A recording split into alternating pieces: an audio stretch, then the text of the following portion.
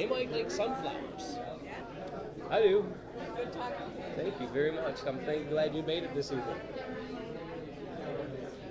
All right, guys, if everybody could find their way to their seats, we'll go ahead and get started very shortly.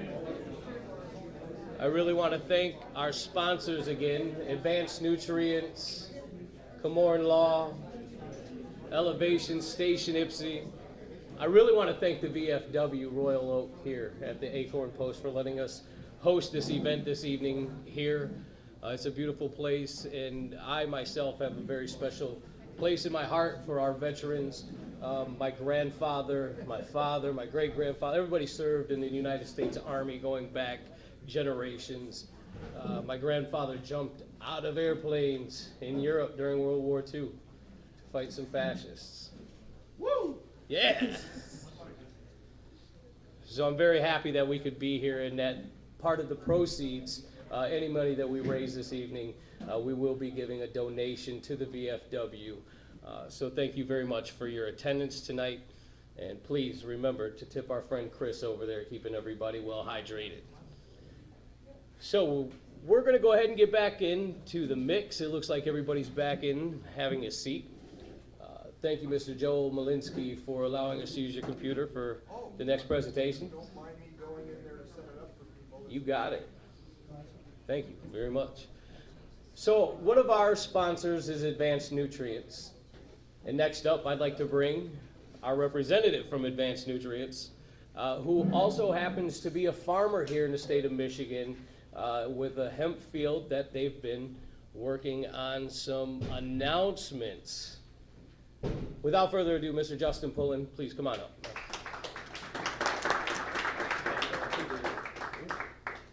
Is there a mouse up there? Is that your presentation? That is my presentation. Let me cue it up for you. Thanks, and then, man. Luckily, through the wonders of wireless mouse. I was curious how you were switching through the Oh, slides it out there. was lucky. You can thank Dan for that. He's got the voodoo magic. Let me just bring this up, and let's forget about that. And let's do this, and you should be good. Thanks, man. Cool. How's it going? I'm Justin Pullen. I've been in the hydroponics industry for about 7.5 years. My background was in corporate sales and marketing, and I've been doing that for about 10 years. So graduated college, got into the hydroponic fields, and I've been the sales representative regionally for Advanced Nutrients for 7.5 years now. And today is the first day that we can do a kind of a soft launch, and you guys are the first ones to hear about it. We are launching a company called Advanced Hemp. And what that is a hemp fertilization, water soluble, and then I'll get into the rest of the stuff we have coming down the pike in the future. But if anyone's familiar with Advanced Nutrients, we are a pharmaceutical grade nutrient company specifically designed for cannabis or dialoctin plants. So, like I said, Advanced Hemp, it's going to be pretty much a subsidiary of Advanced Nutrients. Different company, but under the same umbrella. But same fundamentals and same core values, being that we are a pharmaceutically graded, blended company with refined raw materials specifically for cannabis plants. And something that Joe talked about earlier was heavy metal toxicity, and we can get down to that in a little bit and further in this presentation. But just knowing that, you know, cannabis plants are accumulative plants, and anything you feed it or put into the plant will embed the DNA cellular structure. So you got to understand that when we're consuming this and combusting it with a lighter, if it's smokable hemp, it's going to change the molecular and chemistry compounds of what you're ingesting. So as Advanced Nutrients and now Advanced Hemp, we have a government license. We're the only cannabis-specific nutrient company and have been for quite some time. We have decades of research. We were founded in the 1990s. And we worked very closely with the University of Mississippi and actually used Advanced Nutrients and did some testing on our Advanced Hemp formulation. So we're very vast. We have pretty much our teeth dug into this industry and have been for a long time and always been cannabis specific. And hemp plants being a cannabis plant, obviously with no THC, versus a marijuana plant being a THC-driven cannabinoid plant. So focusing on this was an easy transition, but it's definitely the hemp plant requires a different spectrum of micro and macronutrients compared to a marijuana plant. Now, it is a dicot plant, it is still a cannabis plant, but it requires a different spectrum in order to get going. It doesn't need a lot of phosphorus, which is where the heavy metal toxicity comes from. So talking about what Joe had spoken on earlier was heavy metal toxicity. Well, heavy metal travels through phosphorus. Phosphorus is a heavy metal contaminant carrier. So at Advanced Nutrients and now Advanced Hemp, we're focusing slowly on, and you can see here our numbers are 27, 23 for a 1 part water soluble product, is we use L-amino acids in an amino acid complex. What those do is they string together to create a protein, and those proteins are the building blocks for your cellular division rather than heavy phosphorus loads. Again, heavy metal toxicity can reside in phosphorus, but it can also come in water content as well. So Advanced Hemp, obviously subsidiary of Advanced Nutrients. We started in the 90s, worked very closely with the University of Mississippi, which has a government license to test on cannabis plants and has for quite some time. On top of that, we have 12 testing facilities that are in Bulgaria and overseas that we have a government license for to test on cannabis as well, being solely the only company in the industry to do so. So we know you're ingesting it, we know you're combusting it with a lighter, we know you're consuming it one way or another, so cleanliness is very important to us at this company.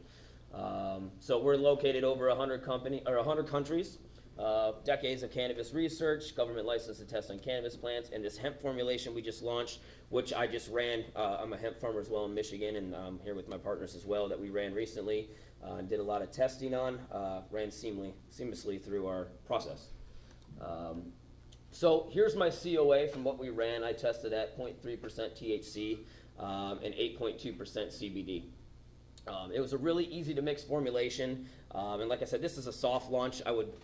I'm kind of handcuffed to what I can say and what labels I can project right now, but I will have more of that moving forward next month. But it's 100% water soluble and plant specific. Our refined raw materials didn't clog any of our systems, drip lines, didn't clog anything in terms of our reservoir, and didn't leave any residue at the bottom of the reservoir. However, if you are running something outside in a reservoir, I always recommend the enzymatic fluid to go with it to eat away any bad bacteria, which is a product we offer in Advanced Nutrients, or any enzymatic fluid for that matter, just being from a growing perspective, is extremely important because bad bacteria can colonate, which can actually cause issues in your garden and cause your plants to die off. So we have multiple forms of chelation, and why that's important that we do that through amino acids is everything you feed the plant will be readily available. It's a transporter through the vascular system of your plant, and it's essentially like a lubrication for the vascular system of the plant. So the ions will take at a more rapid rate and actually be absorbed through the amino acids from our amino acid complex chelations. And a lot of you is probably going right over your head, but it's very important that your plants absorb it. This product will be monetarily feasible for economies of scale. I know in this industry, economies of scale are usually around about 50 acres plus, but bulk buys, stuff like that will be coming down. I'm sure we'll have some stuff tiered off for pricing. Like again, I don't have that pricing structure right now. If you guys want to talk to me after I'm done, I can get that over to you once pricing is released. It's just not available right this second. This is a soft launch. So low phosphorus, no heavy metal toxicity, wide spectrum of L-amino acids, which is the cleanest form to create the building blocks for your plant's life cycle, as well as stable pH. So we have a patent technology on Advanced Nutrient side, in the hydroponic side of things. It's called pH Perfect. And we have a patent technology to where it keeps your pH level completely balanced. Now, we're not making this claim on this product, but we are using refined raw materials from Advanced Nutrients. That's how we came up with this. So it is pH stable. We're not going to put the pH Perfect technology on it yet. That might be down the pike in the future. But yeah, this product was extremely pH stable. And we can talk about some of the pH levels of a hemp plant versus a marijuana plant moving forward. It's a slightly more alkaline plant. So again, there's my COAs to prove that we passed MDART's testing. Advanced Hemp continued. Future products look forward to coming down. In the future will be a pelletized formulation. Not everyone's using drip tape lines, so pelletized formulations will be nice for doing overhead watering and or center pivot waterings. We also have a 2-part A and B formulation for indoor smokable flower or indoor growing in general. We'll have a 2-part A and B based formula that requires all the micro and macronutrients a hemp plant would want through chelations and L-amino acids. And then we also have a CDFA certified product line. It's going to be called True Organics. It's out on the marketplace now. CDFA, and I know USDA, I believe, is here in the building.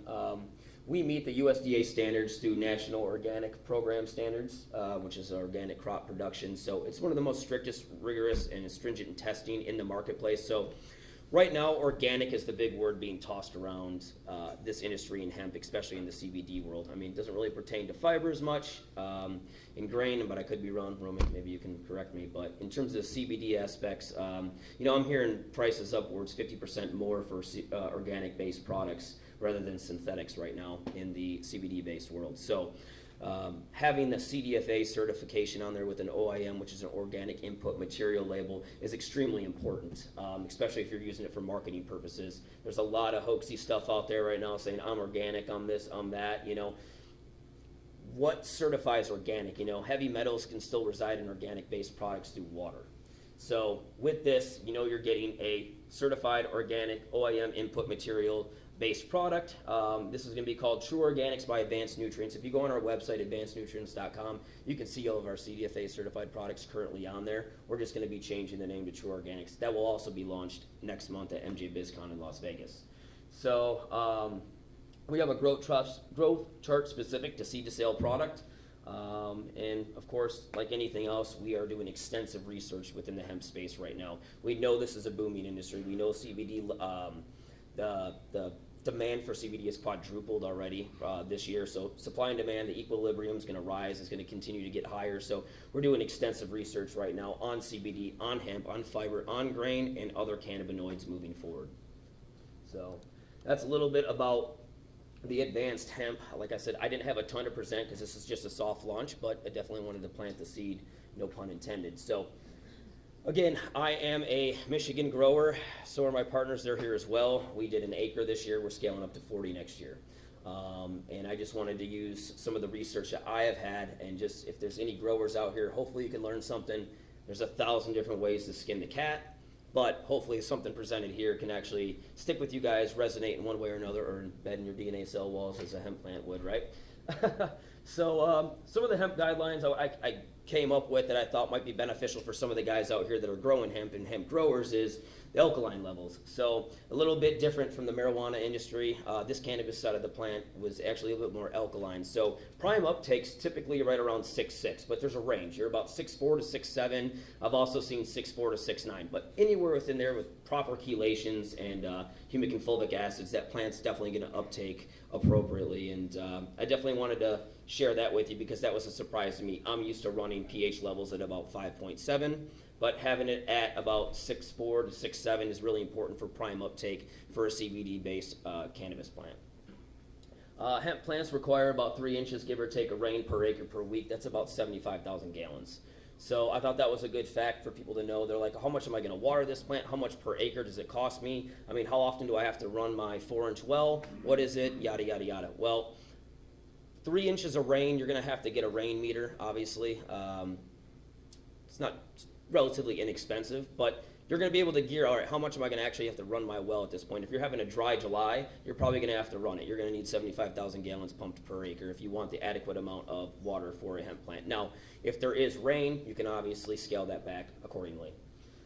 More airflow. This is one of the biggest things everyone asks me. Hey, Justin, what do you think? What's the most important takeaway of growing hemp plants here in Michigan? Being a Michigan-based hemp grower, I'm like, more airflow. We are so prone to downy mildew, powdery mildew, just any kind of disease you can think of. The best way to eliminate that and the best strategy you can have is more airflow going through the bottom leaves of the plants. That's going to eliminate some of your powdery mildew, your downy mildew issues. So that was a guideline I wanted to put on here for you guys. If you're thinking about planting next year, I can talk about some of the spacing and what that looks like. But yeah, more airflow, less likely to have diseases, but still, it's not 100% preventable. Now, what I recommend here is a 5 foot by 5 foot spacing, bare minimum in the state. We are in a very humid climate. We always battle issues. Going back to airflow, that's adequate amount of airflow. Bare minimum 4 by 4, but 5 by 5 is where I would look, even 6 by 6. So what does 5 foot by 5 foot spacing look like on 1 acre? You ask that to a lot of people. I'm going to do 5 foot spacing. Like, awesome. How many plants is that? Oh, I don't know. So the math on that is 1,742 plants on an actual square acre. So hopefully that's going to resonate with some of you guys to properly plan for next growing season. How many seeds do I need? How many clones do I need? How many seedlings? What is it? What does that look like? Well, now you can do the math hopefully that helps you guys out. Cheap and easy way to harvest and take down some of your plants if you're doing more than an acre or two. It's very, very stringent on your body. Sickle machine is the most economical way that I've found so far. New Holland's coming out with a conditioner mower. That'll be on the market here soon, although it's pretty expensive. Sickle mower seemed to work just fine with the gooseneck on it. So hopefully that helps you guys out as well. Watering variances.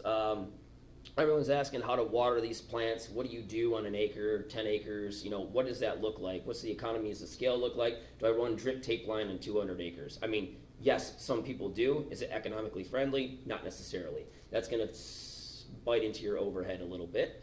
So I took a little bit of time today to kind of go over what overhead watering might look like, which is a good alternative. So you can do it's about till mid-August, right before the buds start to come onto the plant. Obviously, we have gibberellic acids in our products, so it's going to spike some of the closer internodal spacing. It might pop up a little bit sooner through a product called Bud Blood. But mid-August is about week 1 or 2.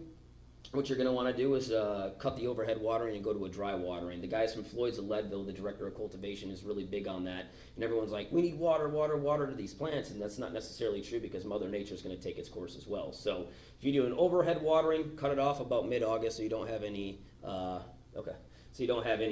issues with that. And I'm getting hurried along. So mortality rates are on an average 20% a crop. Feeder roots go down to 3 to 4 feet. Weed control, cultivate early on until plants become big enough, and then sexing the plants. Make sure you have no males. You can pollinate and ruin the entire crop. Growing tips and techniques, more spacing. Again, recommended bare minimum 4 foot by 4 foot. I would do 5 foot by 5 foot or 6 foot spacing. That's about 1,200 to 1,300 plants an acre. Genetics, find the correct lineage for the Midwest. A lot of guys are sourcing seeds from the West Coast. The problem with that is it's not the same environment. So be mindful of that. It's going to grow a little bit differently. I'm not saying that you're SOL by any means, but it's definitely a little bit different of an environment, and that's probably one of the most important takeaways of growing a hemp plant. Source your COAs, get third-party testing, asking for germination results, asking for sex test results as well. Hold the seed source accountable. A lot of hoaxy stuff going on. Make sure they're reputable, make sure they're accountable, hold them accountable to it. Water, check for no heavy metals. Testing, check THC levels weekly, especially when you're getting to buds. Once you get to 0.2, start thinking about chopping down. Sanitation, I know Joe was talking about this earlier. That's really important. Think of cleanliness. Don't put your hemp plants anywhere where it can be contaminated, or else you're going to have to do remediation methods, which is going to cause you a big headache. Prep soil, fall, cover crop, ryegrass mixed with nitrogen-based beneficials. Spring, you might need to plow it, chicken-based fertilizers, disc, and then plant. Trial tribulations, unpredictable weather conditions. It was really wet this year. Mortality rates can go up to 30 to 35% if you're planting in those conditions. It was rough. We got in June 14th and definitely lost a few plants from it. Seeds versus clone. Seeds usually end up surpassing clone-based planted hemp farms. Typically right around 20% were biomass, but that's give or take. Plant roughly 1/2 inch deep.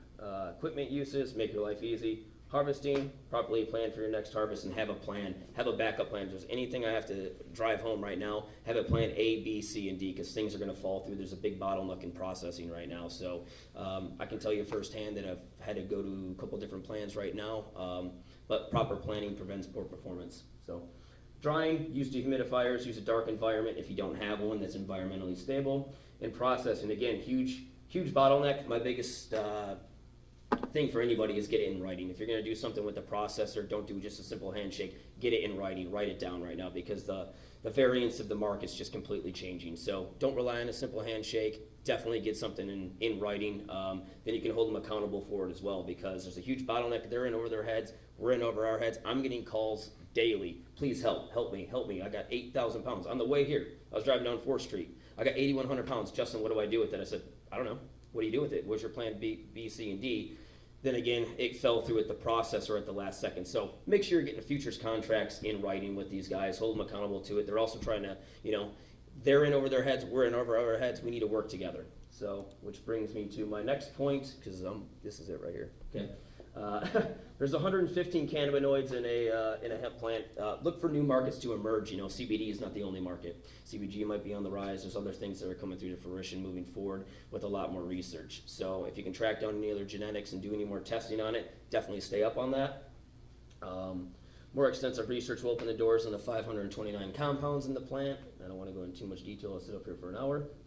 I think the framework with the USDA is going to set standards for the market, which will help it stabilize too, right? Right now, the equilibrium between supply and demand is shifting drastically. And I think once USDA finally sets the rules and regulations, we'll see the market stabilize a little bit, which is going to help us out to properly plan. Again, this was a crazy year. Everything was based off a scalable model from processing to growing hemp. One of the things I wanted to talk about, and Dale had mentioned earlier, was doing a co-op, obviously bringing all farmers together from all sectors, and or starting a Michigan hemp supply chain coalition. I was just at the PA Hemp Summit, which I think is was really good for me to go down there. Opened up my eyes, and they had a PA Hemp Summit supply chain coalition. I thought it was one of the smartest, most brilliant things that I never thought of. So I think moving forward as a community within the hemp space, we definitely need to focus on, and I would love to get together with some of you after this, if anyone's interested, is creating a supply chain coalition. Somewhere where we can do some kind of exchange, market exchanges, whatever it may be, but to create a better system to flow more seamlessly from seed to sale. There's way too many kinks in this right now. So whatever we can do as a community and as hemp farming to brand together and work with one another, I think is probably one of the most important takeaways that we can do, or else we'll be too spread thin. So other than that, you know, if you guys do need genetics, I'm not up here to hard sell them, but I do have a very good source on that. If you guys do need seeds, very accountable. You saw my COAs, they're publicly traded, and they will be held liable to their seeds, good germination rates. I have all paperwork on them. If you guys do need help, let me know. And I also have a hemp company as well, 12-point hemp. We're called Ava Solutions. So we're also looking to partner up with processing moving forward too, to do good and fair business with somebody. So if anyone's interested in that, we have a 40-acre farm in south mid part of the state, say. And that's it. Thank you. Appreciate it.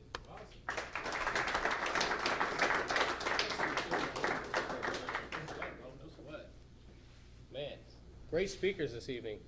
You know, we take a lot of pride in trying to recruit some of the best speakers in the state, and I want to thank these guys for getting up here in front of everyone and sharing their experiences. It's really important. But we're going to shift gears now. We're going to go from some of our farmers who have some great experience to one of our builders, and Mr. Roman Viscosa. Will you want to come on up, sir? Let's talk about hempcrete now, guys.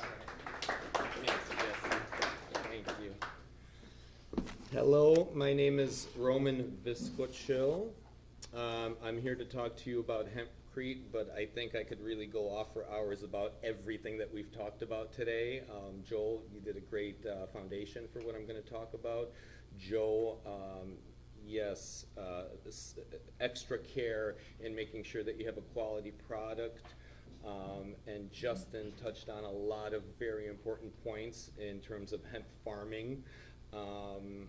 In terms of hemp farming, before I talk about hempcrete, when we talk about the cannabis plant and we talk about hemp specifically, a lot of people, when you talk about hemp, they think all it is CBD. Hemp, when you really talk about hemp and where the market and the industries and the facilities are going, is really the industrial side of hemp, meaning the fiber and the herd and the seed for animal feed and the seed for hemp food. And when you think about the amount of acreage that's going to be required to sustain that industry after those processing plants are built and after all those seed mills are built, it's going to be thousands of acres to one compared to CBD. So my biggest advice that I could give to people that are looking to grow CBD is yes, be careful of cross-pollination, and if you have capabilities, do it inside, because that really is where you're going to grow your premium product, where you're really going to control any type of cross-pollination concerns that you might have. Because outdoor, you can't control pollen. So, and in terms of speaking about hemp and the industries of hemp, there's a recent organization that formed is the United States Hemp Building Association. And I'm going to be representing the Michigan and the Midwestern area, and what it is that we're trying to do is actually influence the ASTM and the ICC codes when it comes to the building materials, specifically hemp, to influence the code so that they're publicly acceptable and readily known. I just want to see a show of hands. Who is familiar with hempcrete? Who is familiar with hemp lime? So what we in the hempcrete industry are actually really trying to do right now is stop calling it hempcrete, because we have to disassociate from concrete, and it's so similar to concrete, the name, but completely different. That is why we're really calling it hemp lime, because all it is hemp hurd. And if everybody knows what hemp hurd is, that's basically the inner core of the hemp plant. Once you remove the fibers, chopped up, and it's mixed with lime, either hydrated or hydraulic lime, to either make the hempcrete or the plaster that covers the building, and water. It's 3 ingredients. So it really has nothing to do with concrete, and it performs completely almost opposite of concrete. Concrete is a high density material. Hempcrete is a low density material. Hempcrete bends, therefore you don't need expansion joints. The way you build hempcrete, hempcrete is not actually structural. What it is, it's cast around the structure however you build it, whether it's 2x4s or post and beam or steel, and then it encapsulates that wall, and then that hempcrete acts as the insulation for the building. So then you don't need Tyvek, you don't need OSB, you don't need siding, you don't need caulk, you don't need paint. It's a complete wall system. And it's really remarkable because, the process of carbonation, we talked about sequestering carbon. And when you look at the building industry in the world, especially or the construction industry in America, 40% of the CO2 emissions really come from the construction and cement productions, and building accounts for about 3 to 4% of the GDP. So if you think about the business opportunities and all the individual sustainable businesses, from the farmers to the seed producers, to the processors, to the builders, to the architects, to everything involved, it could create a tremendous amount of sustainable opportunities.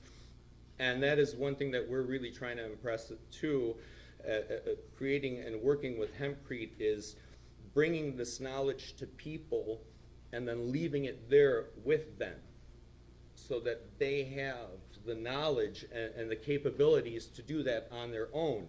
So say, for example, from 1 acre of hemp, you could build about a 700 square foot house. So if you talk about really impoverished areas, you could use 1 acre to grow enough hemp to produce 1 house and keep doing it exponentially to create low-income housing, or like Joel said, for Detroit. Not only does that involve the farmers, it involves the farm hands, it involves everybody. So it creates a tremendous opportunity. I do have some hempcrete. Has everybody seen or touched hempcrete or worked with hempcrete? I have some hempcrete balls here. I'll pass them around just to make sure they get back to Joel. You could feel it, you could touch it. Some of the advantages of hempcrete are, number one, it's 8 times lighter than concrete. It's a complete wall system. It's, the thermal mass and the thermal bridge of hempcrete, hemp lime, compared to concrete, it did break. Hemp balls don't last forever. Hempcrete does when it's built the right way. So when, where was I? Density. So it's 8 times lighter than concrete, but what happens in the carbonation process, when you mix hemp and lime, that actually absorbs CO2 from the environment to have that chemical reaction take place, where in about 50 to 60, 70 years, that lime will basically petrify and turn back into solid limestone, connecting and encapsulating all of that hemp hurd. And it could last forever. There's structures in Rome built out of hemp that have been there for thousands of years. The way hempcrete is built, there's a lot of techniques in building hempcrete now. Joel talked about blocks. That is one way of doing it. Another way of doing it is shuttering, where you actually build the frame of the house, and then you put frames outside of those 2x4s or outside of the posts and beams, and then you fill that with the hempcrete by tamping it in layer by layer, and then you just keep raising the boards until you have the complete wall section built. You plaster the inside and you plaster the outside, and that is actually completely waterproof, because the way lime plaster works is once it gets saturated to a point, it will not absorb any more water. The water will just run off of it. So it's mold proof, it's bug proof, it's completely fireproof. It's 100% biodegradable, so once that structure in 500 or 700 years is done, you could just let it go back into the ground, and it will not harm the ground or the environment while sequestering carbon the entire time. Because if you really build, like there's a hempcrete house we toured in Idaho, and that house has no air conditioning in it. They designed that house so that they don't have to put a HVAC unit in it. They do have heat, but they don't have any air conditioning for the summer, because the way the hempcrete allows the temperature to stay low by the way it controls the moisture and keeps everything level for comfortable living surpasses concrete. Because we talk about green building, but what green building is basically at this point making buildings as airtight as we can, using as many petrochemical products to keep the air out. And that's not a healthy building, because all that stuff is doing is off-gassing. And carpet, it's deteriorating. Asphalt, it's deteriorating. You bring it into your house, you breathe all that stuff in, and that's not healthy for you. With hempcrete, you don't have any of those problems. You don't have any of those problems like you do with a lot of the petrochemical construction materials that are used in what we call green building nowadays. In terms of the insulation value, it's an extremely efficient insulator, but you do have to consider what environment you build it in, because that will affect how thick you build the walls and how dense your walls are.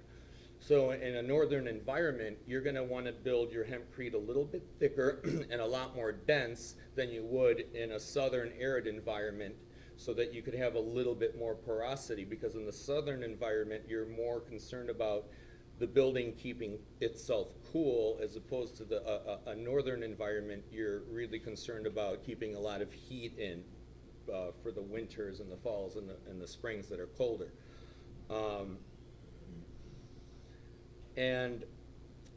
So the R value for hempcrete per square inch, they say, is about 2.5%. These are English tests that they've conducted.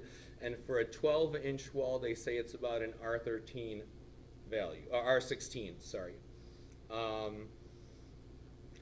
There are ways to use hempcrete and hemp products in all of the building process in a house. You could actually use it in the floors, you could use it in the ceilings. They have batt insulation that they make out of it. They have cellulose that you can make out of it and spray it. And spraying is another type of application process that they're working on with hempcrete. It's not really refined yet. They've done a lot of work with it in Europe, where it basically blows the hempcrete through a nozzle, and then you just blow it on a wall, and that's the whole finished project. And it makes it very quick, but at this point, I see they're still figuring out a much more efficient system. And then again, depending on what type of environment you use that in, and what the humidity is, that hempcrete is going to react to it. So you need a very specific recipe for wherever you're doing it. You have to tweak the recipes. There are other things you can add to hempcrete, such as sand. That would be primarily used in warmer environments or for a south-facing wall. So when you are building with hempcrete, you're obviously interested in a healthy and sustainable living. So you do, the way you even position your house with where the face of your house is very important, and you do want a south-facing wall. So that is a wall that you might put some sand in so that that could absorb a little bit more heat from the sun, and then you're just thereby even saving a little bit more in heating and cooling, and heating costs. I've heard about people putting water lines actually in hempcrete to try to draw the heat out of it to use as maybe like radiant heat in the house. But other than that, in terms of hempcrete, I am actually so a little bit about me. I didn't even introduce myself. I am a hemp farmer in the state. I've been involved in cannabis for about 30 years, a lot on the consumption side, a lot on creating genetics. I was a medical marijuana caregiver. You know, this year when the state of Michigan gave us 5 days notice that they're going to start accepting hemp licenses the Monday after Easter, I had to, wipe the table off and start a whole new life as, trying to farm hemp. And we did that this year with decent success. Looking into actually doing tests next year with local feral hemp varieties that we found in the area that all are already inbred for 80 years. So they have 80 years of stability inbred into them, and those are some of the original fiber strains that were here pre-prohibition times of cannabis. So that's something that we're interested in. And of course, like Justin said, you have to find the right seed or clone that is going to perform in your area. So there are a lot of these tests that have to be done. And in addition to that, most of the hemp herd that is being used in this country right now, most of it is being imported overseas. That's coming from overseas. There just really is not a deporting production set up in the United States that's going to support the amount of, first of all, there is no facility, and there isn't the right type of hemp being grown that is produced for fiber or herd, or seed, which they call that dual crop. To get a tri-crop is really hard, but you do have biomass off of a dual crop. And if there's not an industry, well, farmers aren't going to grow it if they don't have anything to do with it. And when you think about industrial hemp, once industrial hemp on those sizes travels more than 300 or 400 miles, it really starts to lose its economic value because of the transportation costs. So that's why it's critical that there have to be localized processing facilities all over the country. Number one, because it's going to provide jobs for a lot of people. It's going to eliminate the shipping and the transportation costs and the use of petroleum to get that there. And it's just going to create a sustainable system, a local system, a locally based economy, a regionally based economy. Am I out of time? Yep. I'm out of time? Okay, thank you so much. My name is Roman.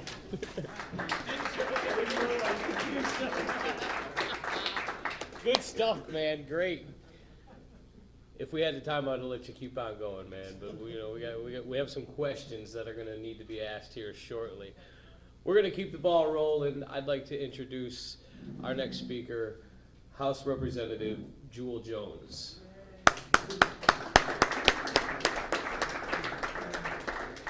Thanks for making it out tonight. I really appreciate you being here, brother. Hello, everybody. Y'all know, come on, we can do it. Everybody breathe in, breathe out. Try this again. Hello, everybody. Hello. There we go. You know how we do it in politics. My name is Jewel, like Jesse said. I'm happy to be here. I'm glad to see this kind of stuff is going on. We're having conversations. I'm currently serving my second term in the House. I am the young fella out there. I'm the youngest rep ever in Michigan. 24 and 7 months old, and so I'm growing a beard out and stuff. Thank you.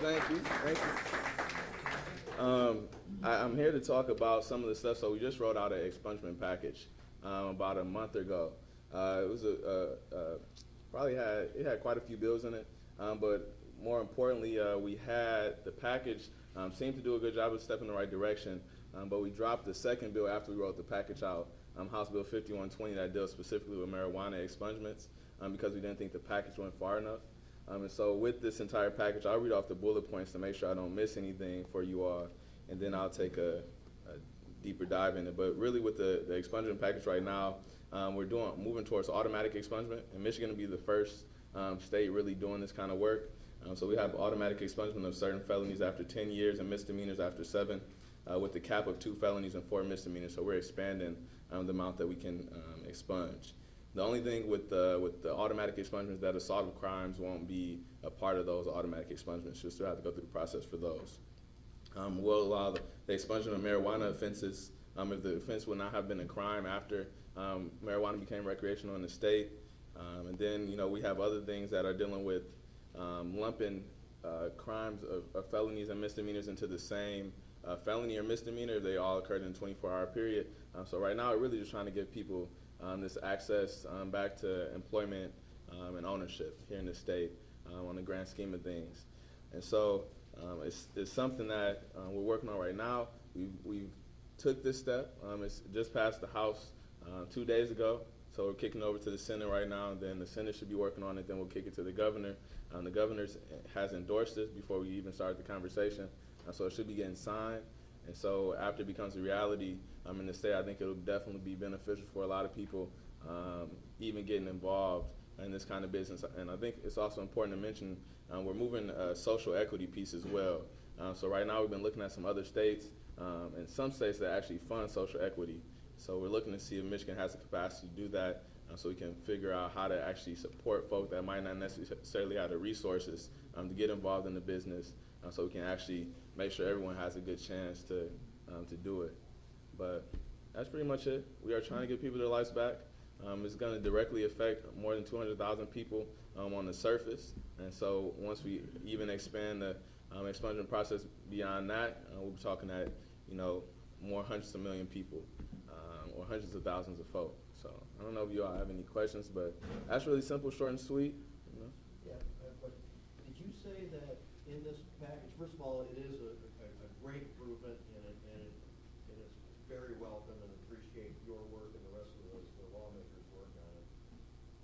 Did you say that the marijuana part is not included right now because it's going to be worked on, or that it's going with you don't believe it goes far enough right now? So yeah, we definitely got it included. So what we did, we wrote out a general expungement package, which marijuana offenses could have been included in, but we also started a second bill, which is 5120, and so that one specifically deals with marijuana and dealing with automatic expungements. And so this is dealing with automatic expungements of all misdemeanors and some felonies, not to include assault of felonies, or it's basically nonviolent offenses, but it's included in the package now. And so at the same rate that the package moves through the chambers into the governor's desk, the marijuana-related legislation will be taken care of as well.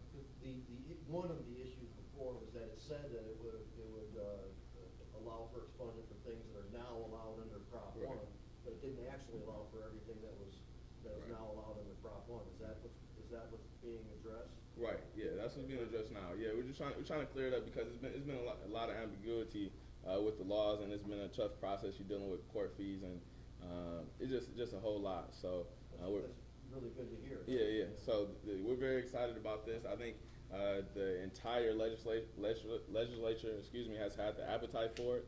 I think it's probably only a few votes that voted no. So right now, this is really looking like this is a trend. People are excited about it. Like I said, the governor's on it. The Democrats, the Republicans, the Independents.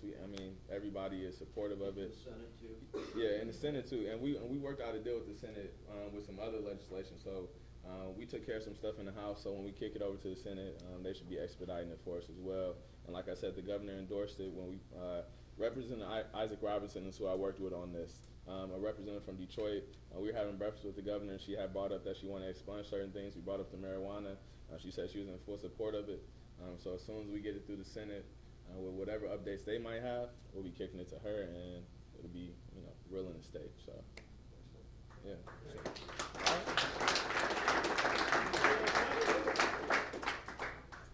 Anything else? And if y'all need anything, just give me a call or whatever. I can give you all my information. If y'all need, I work for all of you. So my name is Joel. I got an office number. It's 517-373-0849. And then since Jesse, Jesse said y'all cool people.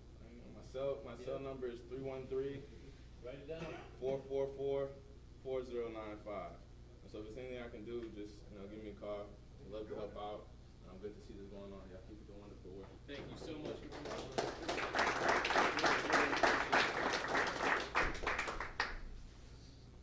No, it's great to know that we've got that much support in Lansing. So thank you so much, Mr. Jewel Jones. Between him and House Rep Sherry Gay Dagnogo, who has pushed staunchly in the House to move forward with some hemp regulations and to kind of push the USDA to establish some language. I'm really thankful that she did. She has come before in the past, and she wanted to make it tonight, but she is the author of House Resolution 104, again, that passed unanimously in the House, went on to the Senate, and has been accepted. And that leads us to our next speaker, who I'm very happy to have her here tonight. It's always a pleasure and a treat to have her. The first time she came to one of our meetings, I'm going to tell this quick story because it was fantastic. She showed up to one of our meetings in Ann Arbor. And when she got there, a couple of people spread the word that there was a USDA agent in the building. Unfortunately, it wasn't conveyed that clearly. And there was a big fear that there was a DEA agent in the building. So, it was really comical, but again, although she wasn't on our speaker list, she was gracious enough to share a few moments with us. And tonight she's here to release some of that language that has been developed by the USDA. Savannah.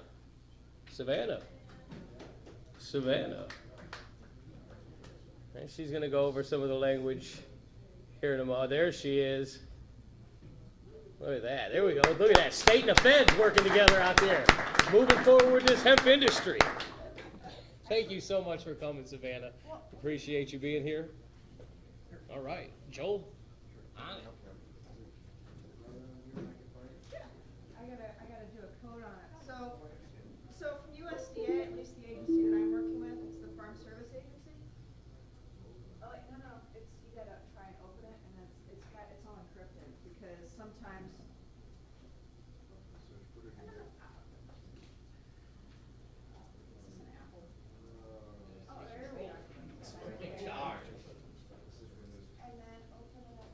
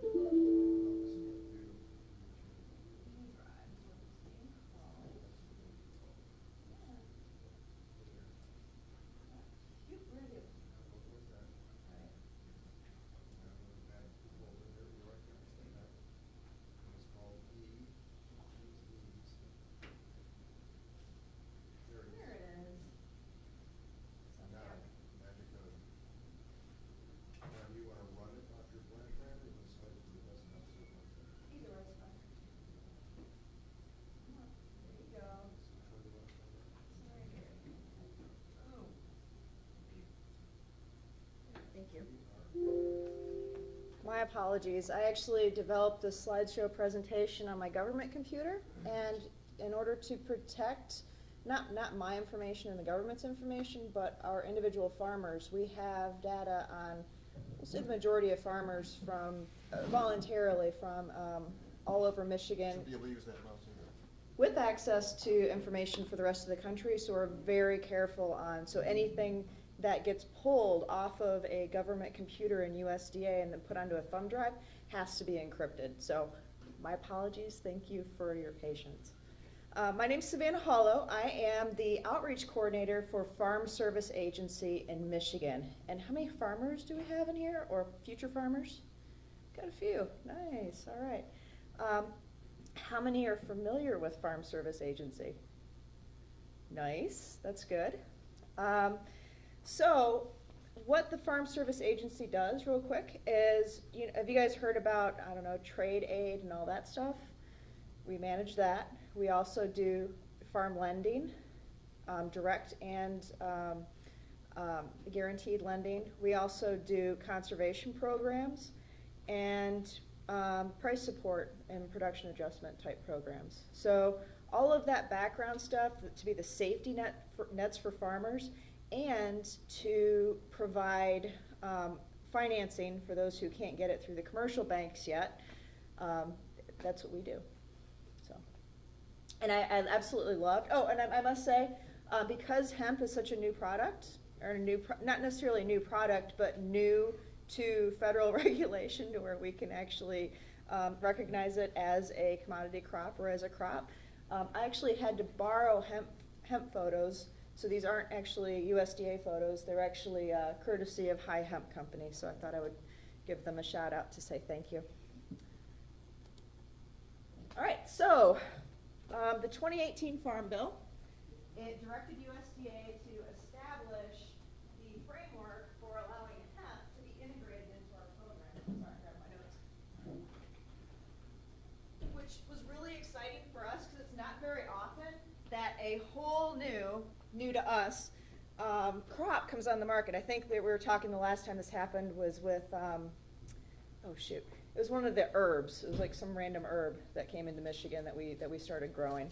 So, and actually when the interim rules published last week, we were actually all sorts of excited. Can you imagine a bunch of, government, desk employees actually getting viscerally excited about something?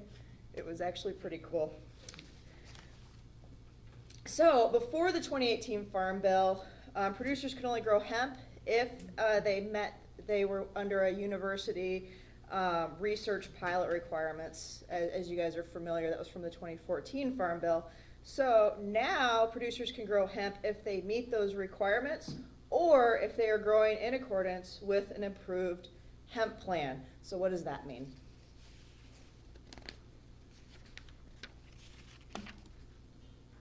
So that regulation is actually done by the Agricultural Marketing Service, which is one of our sister agencies. There are lots of agencies under the USDA.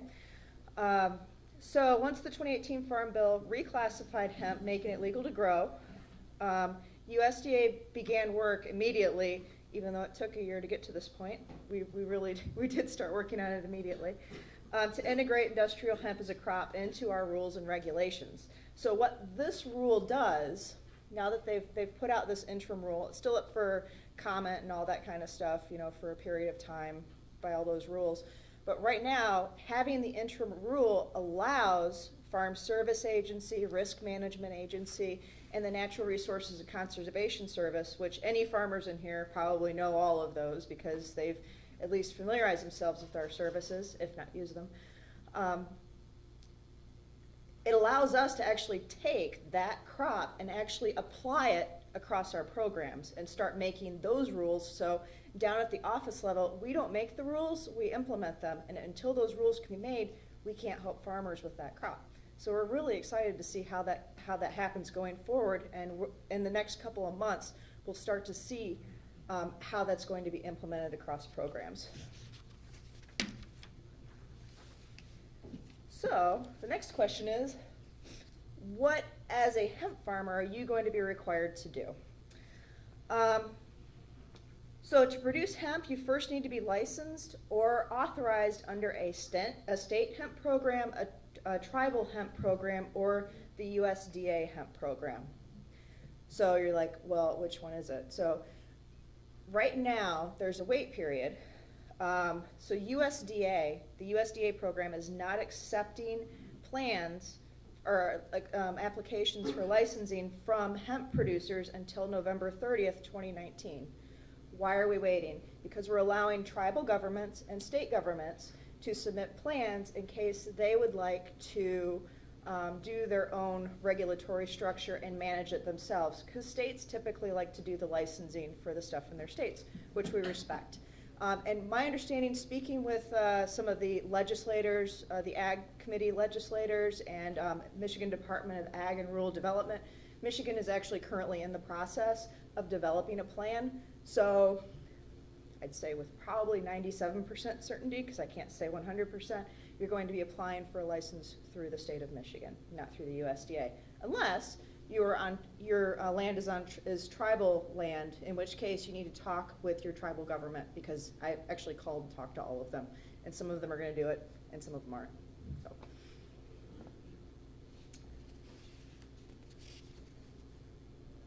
Oh, and then the question about the felony thing and why that's such a big deal right now, as far as controlled substances.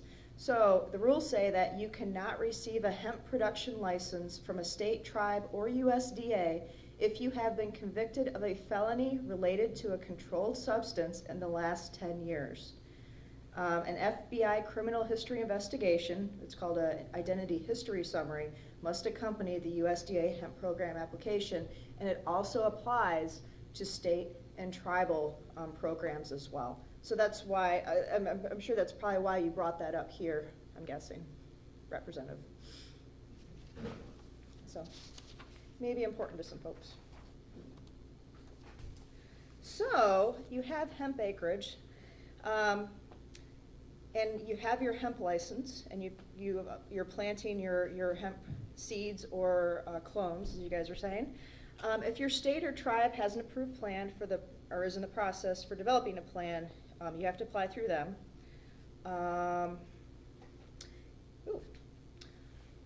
You're going to have to file acreage reports with the Farm Service Agency. Typically, acreage reporting and getting a farm number and all that stuff is voluntary from the producer's side. So like you see the folks with the corn and wheat crops out there, they may or may not have farm numbers, and they may or may not actually report their crop acreage to the Farm Service Agency. We're kind of the record keepers, which is fine. We're okay with that. It's whatever the individual farmer wants to do. However, with the hemp program, part of the requirements with the licensing and all that is that the producers actually have to report that acreage, which will require them to have a farm number and all that kind of stuff. Which, again, we're not the regulators. We just administer stuff, and we keep records, and we encrypt them under secure codes and stuff like that. And even if you are going to come out and get a farm number and report your acreage, just remember that it is 100% confidential, and we take that confidentiality very seriously. Just ask any of the commodity organizations or reporters that call and ask us for information about farmers. We're very tight-lipped on it, so you'll be okay there.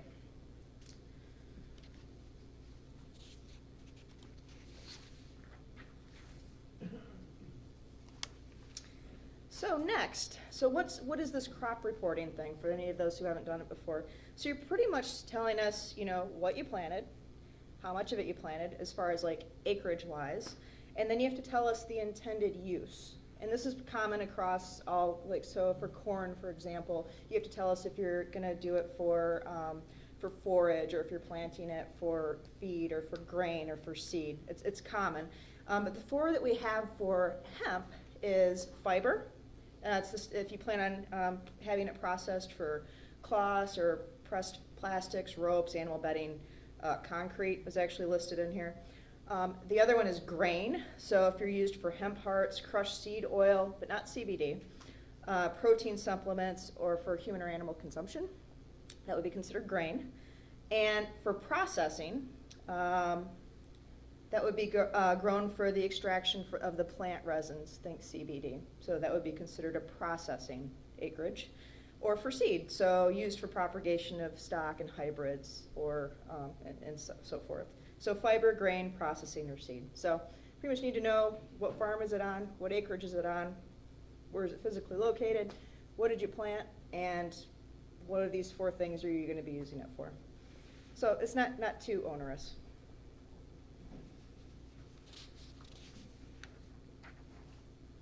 Oh, and I'm going to say it again. Crop reporting to FSA is confidential, okay? So the big question is, so you're going through all this trouble, you got your state licensing, now you have to actually do the crop reporting, and so what benefit can you possibly get out of this? Now these right here are all 100% voluntary. You can participate or not. It's totally up to you and your business plan for your farm. But these are common programs that other commodity groups and crop growers actually use. First is the whole farm revenue protection. Actually, the 2019 crop was actually, for hemp, was actually eligible for the whole farm revenue protection through the Risk Management Agency. Many of you may not have heard of the Risk Management Agency. They're the ones who kind of underwrite crop insurance. So usually everybody's working through a commercial crop insurance agent. But what will be newly available is the Non-Insured Crop Disaster Assistance Program. So, like I said, if you have a crop that is underwritten by a risk management agency, if it's not a crop that they cover or that they underwrite, Farm Service Agency, which is my agency, we have this Non-Insured Crop Disaster Assistance Program, which we call NAP for short. And what it is, it's effectively, you can buy insurance through us on that crop. And I won't go through the coverage levels and all that kind of stuff. I'll leave that to the experts. But there are some benefits for new and beginning farmers, so people who've been farming for less than 10 years, people who have smaller farms, and then people who are what are considered historically underserved farmers. And for the Farm Service Agency, that's women, minorities, and I believe veterans are now included with the 2018 Farm Bill, but I want to double check that.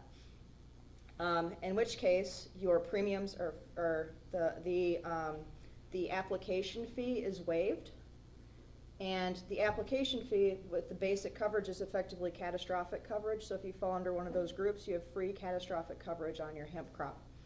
And then if you want to do buy-up on top of that, the premiums for that are reduced by 50%. So really, really, it's a good benefit. But even those who are doing, say, 40 acres of hemp, one of the presenters was mentioning, if you have a catastrophic failure on that acreage with price of seed and then everything, all the inputs that you have, it would be helpful for you just to look into this program, just to see if it would be a good safety net for you. Because what we don't want to have happen is someone, which we've had with some of the newer crops, is people come in after the fact, after they've had a loss, and we can't sign you up, and it breaks our heart. So at least come in and look and see, is all I'm saying. And we won't pressure you to go into buying it. That's not what it is. We just want you to know, which is why I'm here.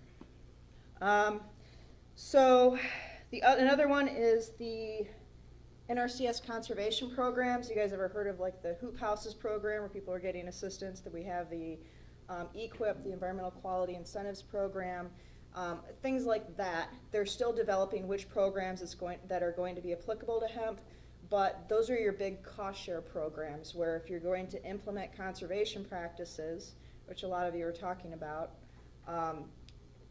the government may reimburse some of those expenses to you to put those in.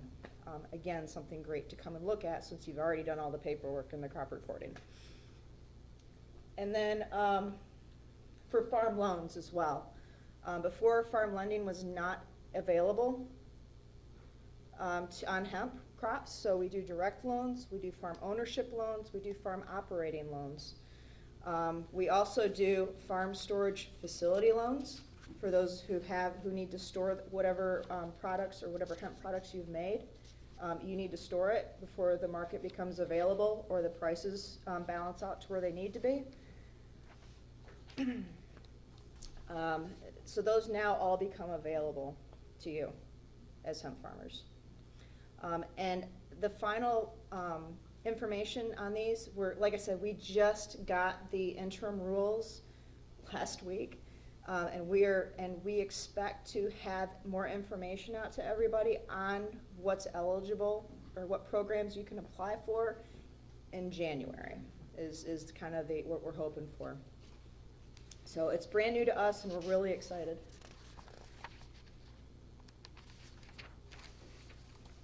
And then if you want to look for more information or get more information on these programs, farmers.gov/hemp. Go there, check it out. And then if you're looking for what the status is as far as the rules and regulations for the state getting licensing or the tribes getting licensing, ams.usda.gov/hemp. They keep that updated. And then if you want to get alerts in your email about changes that are coming up, so as we know that hemp is now available, or our programs are now available for hemp, you can also sign up for email alerts. We send out a bulletin from your local county office and a state newsletter once a month. And you can sign up for that there. It's public.govdelivery.com. Also, the Michigan Department of Agriculture and Rural Development, up until this point, the state's been running the hemp certification programs and all of that in the interim, which is great. And they've actually kept up a good website. If you guys haven't looked at it, just look up MDARD Hemp. They have a whole website dedicated, or several web pages dedicated to updates on where they're at with that. So definitely give them a shout out or go and look and talk to them as well. And that's what I have for now. Did you guys have any questions? Yes. I didn't mean to cut off your class. Really quick question. So recently, I know NPR did a huge program on prejudicial lending programs that took away land from minority farmers. Now, say you're a minority person that wants to get into this sort of field, or you want to get into hemp. What sort of guarantees or protections could you offer someone who's worried that that may happen to them? Well, I would say come on into the office and talk to them. If you have any concerns, we work with a lot of partner organizations who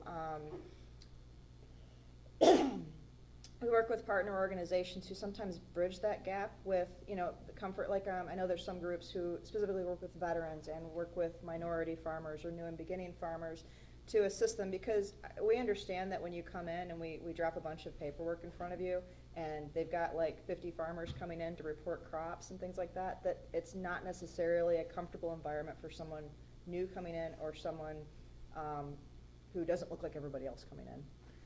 So we can get you or link you up with groups who can help bridge that gap, or come on in. And if anybody gives you a problem or you don't feel comfortable, you can call me and we'll fix it. That's fine. We take that very seriously. If you feel like if you go in and you feel like something's not right, or you feel like you're being discriminated against, or whether it's I'm sure you're talking about the Pigford case and all that from back in the day, of course. And there was a whole stream of them, one for women, one for Native Americans, and then it went on, which was horrible. But we take that very seriously now. And if you do feel like that something that you're being told is not right, or you feel intimidated, or you feel like something's just not jiving, on every single fact sheet that we have over there, if you flip it over on the back, if you want to skip my level and go straight up to the national office, straight to the EO board, there's instructions on there as to how to file a complaint, and absolutely do it. Because if that's happening in one of the offices, we need to know. Or from what we've seen so far, it's typically been miscommunications, and we work through those and fix it. Did that answer your question? No, that's great. Okay. Yes, sir. I heard the classifications of what you have to report for the reason to growing hemp. Mm-hmm. And in the food area, you mentioned, the hemp hard what if I'm crazy and I'm wanting to breed hemp because I want to make a leafy hemp salad? What do you do for the leaf? I mean, would that fit under food? Say, I'm going to try to hybrid hemp to have a nice, healthy, wide hemp leaf because I think in the future, tomorrow, people would love to get a leafy green salad and see marijuana leaves. So where would I put that? Well, it says used for hemp parts, crushed seed oil, protein supplements, and then in parentheses, it says human or animal consumption. Oh, so that would include the leaf, I guess, according to so. one of the interpretation of the parentheses. Well, like I said, these rules are still in, rules are still in the making and still in flux. So is the That's, leaf. yeah, of course. It's a brand new product. We're still working through it, and this is the information that I have right It'd be a now. real hit in the West. In Ann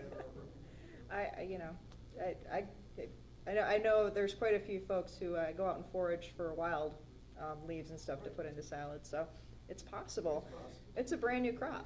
Who knows what people are going to end up doing it, and these classifications Like that change. parentheses, that's all I need to know. Okay. Thank you. It may change too, just to let you know. Anybody else? Yes, sir. Yeah, so, in terms of animal feed, what is the position on that right now? You know, growing it for feeding animals, is it technically legal now to grow it for animal feed? I would. Or to use, let's say, clean spent biomass protein, basically, to feed animals if you pesticize it? Not recognize hemp as a food source for your cows or animals. An I actual looked animal into it. feed, a large-scale, big ag animal feed. I'm not sure yet. So our agency, we just do like the crop reporting and the acreage reporting. That's probably going to be, oh shoot, that could fall under several different agencies. FDA probably. Well, no, that's, Is it not? My understanding of it is that you can feed your own animals for your own consumption. Yeah, You cannot you can. sell it to other people yet. But I'm because talking of commercial. Commercial. I honestly don't have an answer to that. I don't know. No, that's. And if they're probably going through, if their agencies like ours right now are kind of going through the process of how is this going to work and how are we going to categorize things, I have to imagine that the other agencies are going through the same thing with all of their regs now that this rule's been put in place. So more to come. I'm sure that's going to come relatively soon, I hope. Mm-hmm. Anybody else? You give me the white, you pull out the cane? No. All right. We can start a soul train line up here.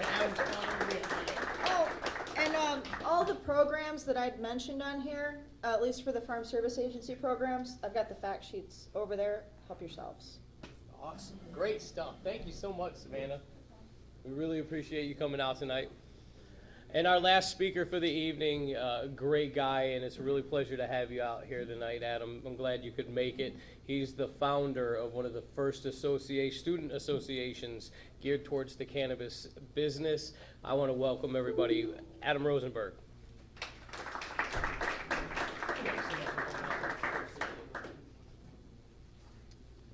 How's everyone holding up? Well, thank you everyone for making it all the way to this point.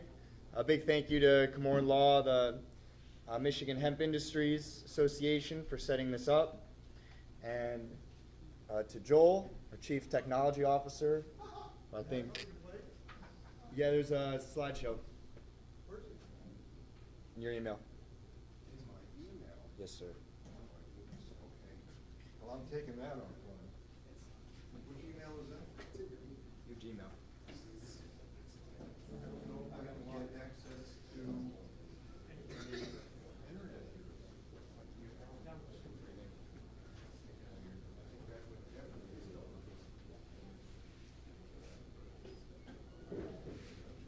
Your hotspot, maybe.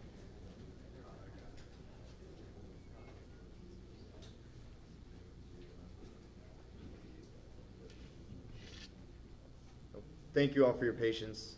We'll have it up and running shortly. Hey, doing that, why don't you tell everybody a little bit about yourself? Sure. Where you just came from? What you've been doing lately? Sure, so we'll go over this through some images, and I'll keep the presentation very brief and then open it up to more of an open forum discussion. So I'm a recent graduate of the University of Michigan Ross Business School. While there, I founded Green Wolverine, which is the nation's first student organization focused on the business opportunities of the cannabis industry.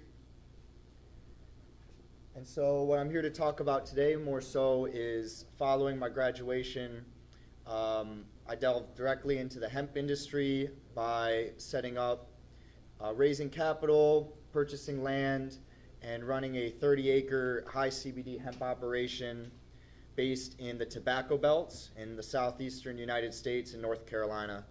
So these images will help tell the story, and then, as I mentioned, I'll open up to the room so you can ask any questions related to potentially your own cultivation projects in the future. Are you good with the mouse at this point? Make it work.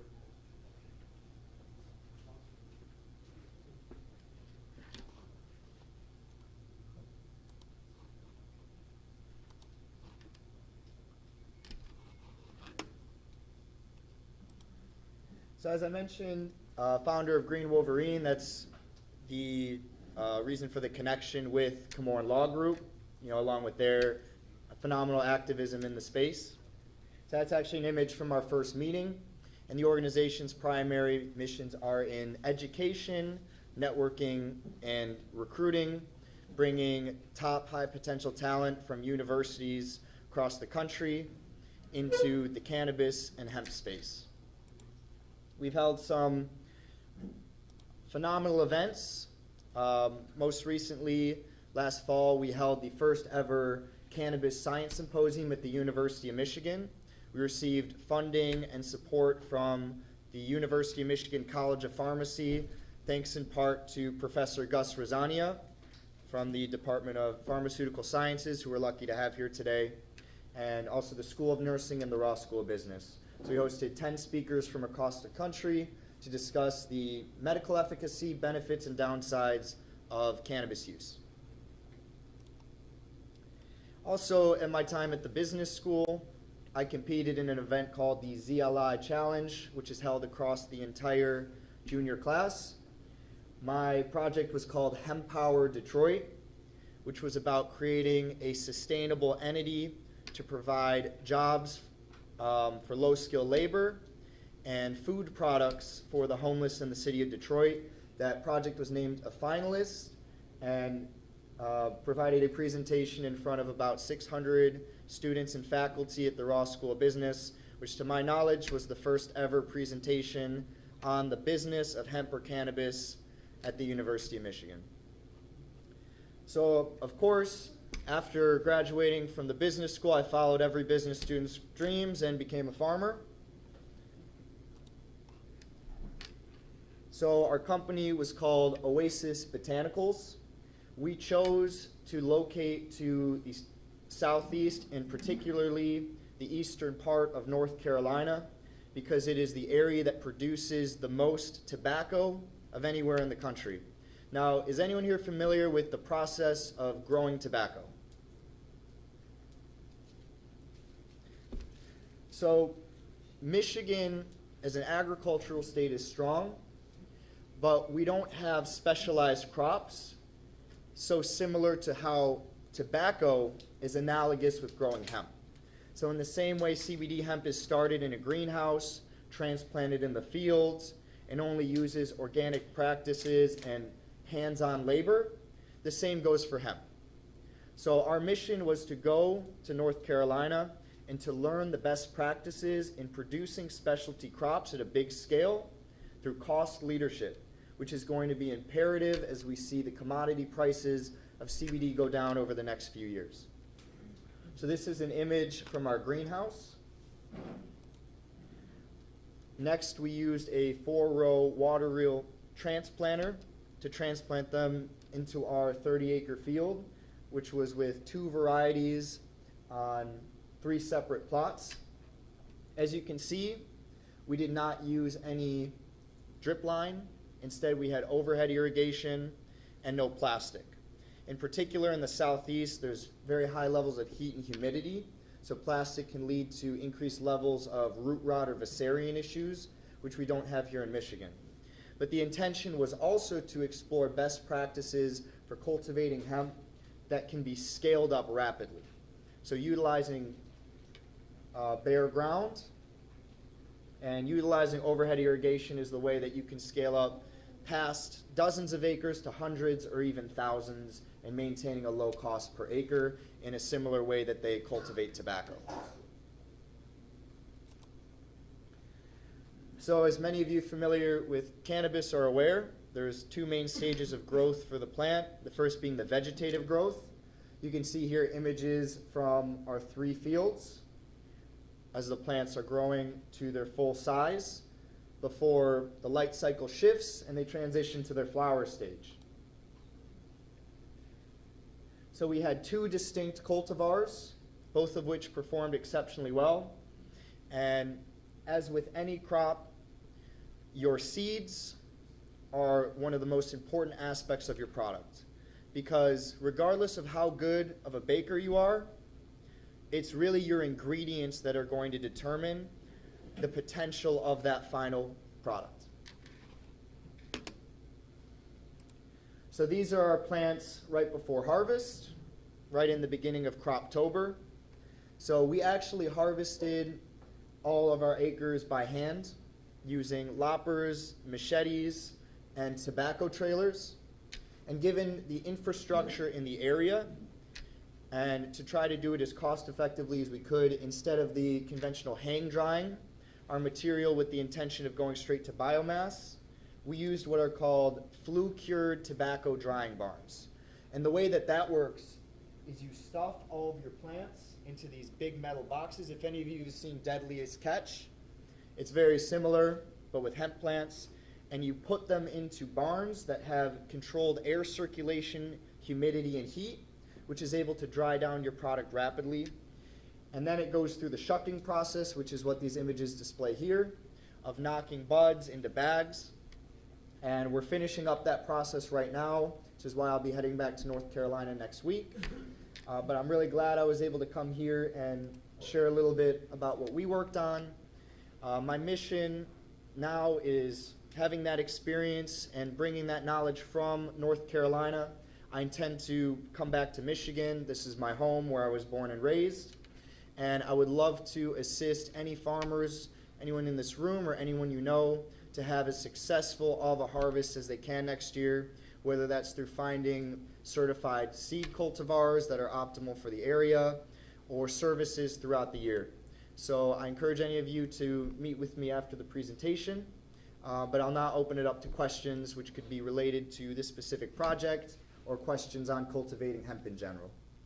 Yes? What was your weed control program? Your fields look very clean and very minimal weeds. What was your program? So we used a combination of machine cultivation and manual labor.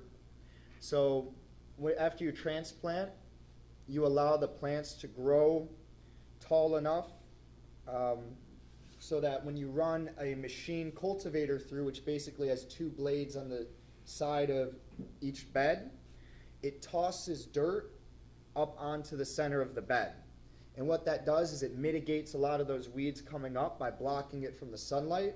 And then anything remaining, you just send laborers through with hose, and they come through, and instead of having to chop through the entirety of the field, they only have that small sliver directly next to the plant, and they're able to get through the rows more quickly.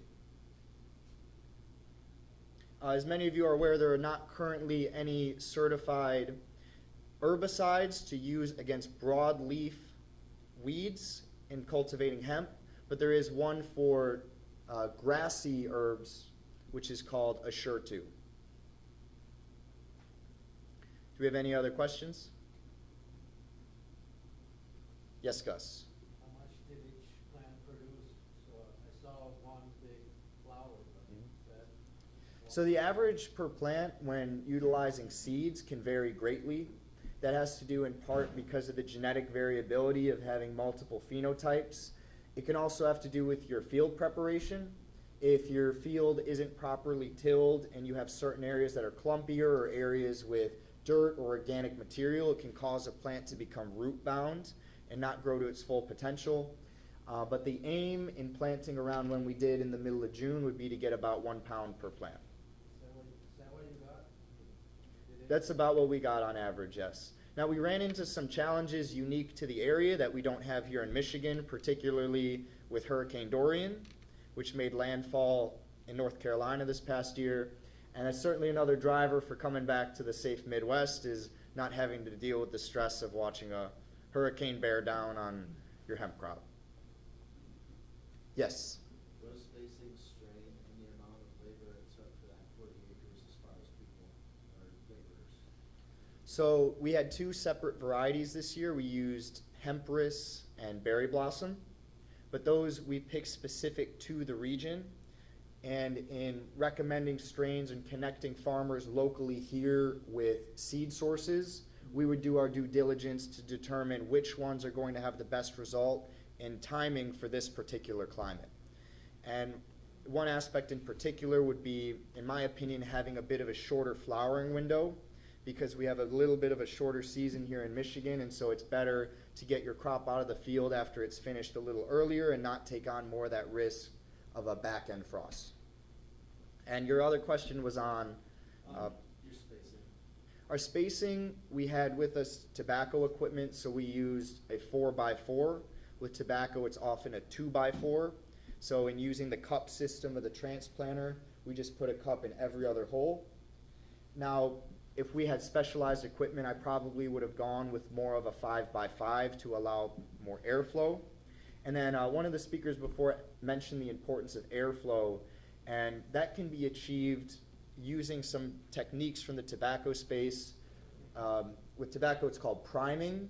With cannabis, you might be familiar with it as pruning, which is removing certain fan leaves at given times. Now, you can't approach a plant the same as you would indoors, very hands-on, but there are ways to time it and to use labor most efficiently to come through and remove fan leaves strategically, that you're going to get a very high return on investment for that amount of labor, and you're going to decrease the risk of mold, mildew, and pests accumulating in the interior of the plant. And as far as the amount of labor, we had people in the field just about every week, usually fields of 8 to 10, but in disaster scenarios such as putting 10,000 bamboo sticks in the field to stand up plants after a hurricane, we've had up to 27 people out in the field at any given time. So availability of labor is imperative, regardless of the scale, because as much as you can schedule out for having labor, there are always going to be unexpected events, and it's good to have backups, and that applies for every facet of a hemp grow, because it's such a high value crop, and you don't want to ever find yourself without a backup option. So you did have wind, you had to do the bamboo, strictly winds. Yes, and the real concern with a hurricane, it's not so much the rain, but it's the wind, and in particular a combination of the two, because when the moisture and the rain comes first, it'll soften up the soil and loosen around that root base, and then when the wind sweeps in, it's hard for that plant to have the grip not to fall completely over. So we were fortunate to be able to come out with as successful as a harvest as we did, given how close it came to total devastation, but I'm excited to be working in a state where that's no longer a concern. And did you have insurance for your crop at this particular time, or you? We do not. There was some availability for hurricane-specific insurance, but it was something along the lines of a quarter of the value of your crop, and then it was you only received a payout for a total loss. So you could pay out, let's say your crop is worth $1 million and you insure it for $250,000. If you lose $900,000 of your crop, you get nothing back, and you still paid out that insurance. So we made the decision early that it wasn't worth it, and we're very glad that we didn't go that route. You had enough bamboo. Yes. And bamboo sticks are wonderful if you ever need to stand up plants in the field. Yes? Yeah, so for the pruning process, and taking off some of the fan leaves, that could potentially hurt the biomass ratio at the end, grind it up, mill it, and turn it into biomass. So do you see it, are you doing that more for smokable flower? What market are you attacking, going with that method? And then secondly, are you seeing the plants and the buds getting bigger? Because it's the same thing as kind of monocropping, as to where you're stripping the plant down to where you're getting the buds at the top component are going to get slightly bigger because the micronutrients are being trapped in the fan leaves. But are you sacrificing that when it comes down to biomass? Sure. So that's a good question. So one of the most important times to prune in doing this at a big scale is when there are actually very few leaves on the plant, only a few dozen. So it's not a matter like in an indoor grow of going through and removing dozens of leaves per plant.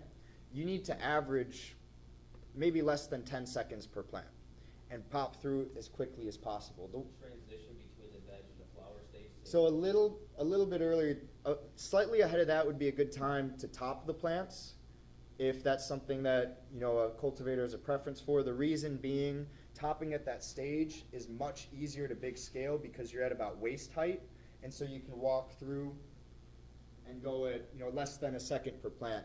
But the time I found it to be the most efficient for utilizing priming or pruning in the plants is when they're just about that tall and they have maybe 8 or 10 layers, just going through and very rapidly popping off those bottom 6 layers.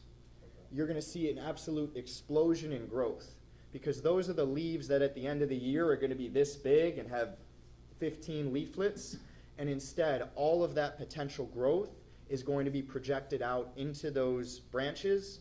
And as you mentioned also, it's going to make your bud structure much longer or much larger. So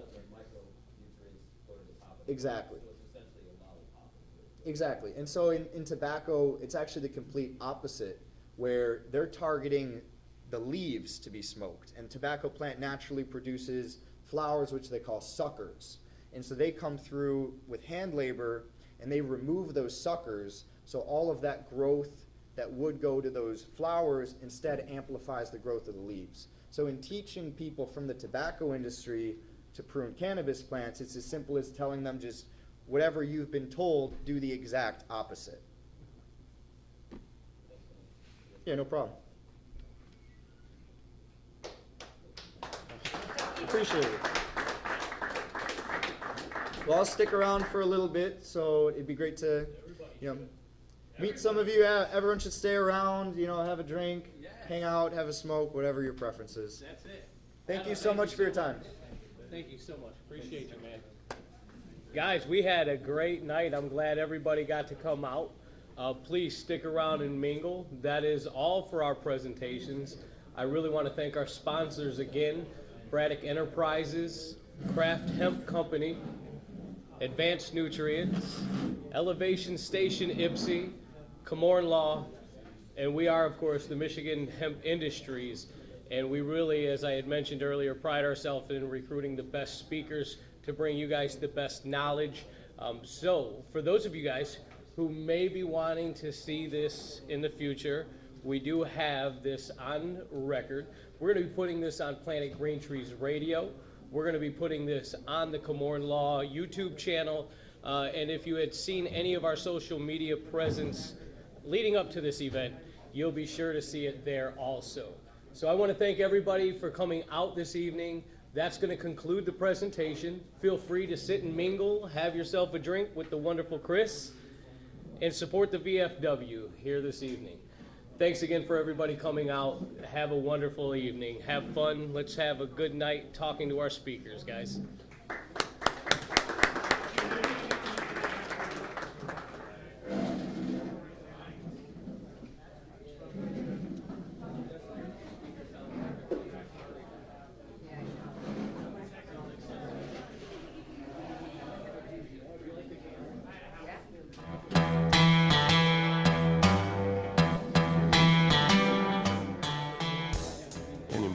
Historical farm crop in American agriculture is returned after having been classified as a controlled substance and illegal. On December 20th, 2018, the President signed the Farm Bill, also known as the Agriculture Improvement Act of 2018, into law. The signing of the act was great news for the hemp industry, which amended the definition of marijuana in the Federal Controlled Substances Act. Hemp is now defined as the plant, Cannabis sativa L, and any part of the plant, growing or not, with less than 0.3% THC concentration on a dry basis. The plant itself is no longer a controlled substance. Hemp is one of the most versatile plants on earth. From clothing, fiber, paper, building materials, hempcrete, biofuels, CBD, and medical uses, it has been a part of America's industry for over 200 years. Even the United States Constitution was drafted on hemp paper. The time is now. If you're thinking of getting in the farming or processing of hemp, contact our global experts, legal, and consultation teams to make sure that you're on the right road when you venture into the new hemp industrial revolution. Michigan Hemp Industries has been a leader and advocate for the return of the hemp industry, so come be a part of the new revolution in agriculture in Michigan.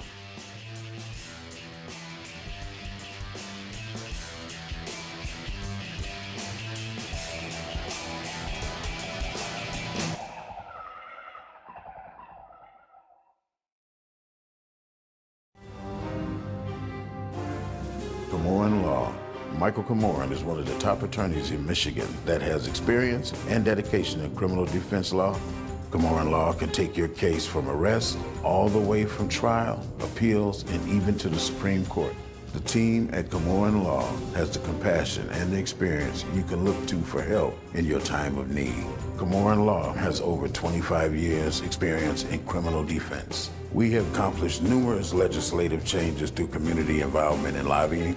Our award-winning law firm has a reputation like no other for keeping overreaching government accountable and in check. We have built Komorn Law for people who need lawyers to stand up to the system, fight back and win. Once we become your lawyer, you become a part of our family. Don't settle for less, just ask our clients. Komorn Law, the best damn criminal defense lawyers, period.